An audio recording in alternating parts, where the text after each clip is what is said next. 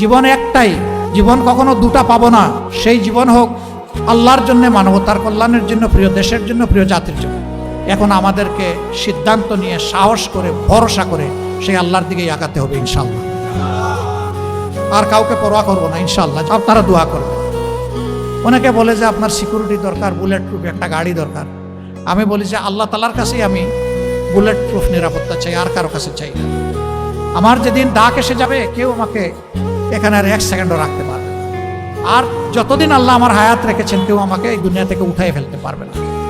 সুতরাং আপনারা দোয়া করবেন। এ লড়াই চলবে ইনশাআল্লাহ। এ লড়াই আমরা বন্ধ করব না ইনশাআল্লাহ। এ পথে আমরা থামবো না ইনশাআল্লাহ। আমাদের সামনে হিমালয় পর্বত দাঁড়ায় গেলেও আল্লাহ তাআলার শক্তির সাহায্যে সেই হিমালয় পর্বত আপনাদেরকে, জাতিকে সাথে নিয়ে ইনশাআল্লাহ আমরা টপকাবো। নিজে দুর্নীতি করবেন না এবং কোনো দুর্নীতিবাজকে প্রশ্রয় দেবেন না। সমাজের সর্বক্ষেত্রে ন্যায় বিচার প্রতিষ্ঠা হবে, বিচার বিভাগ স্বাধীন হবে।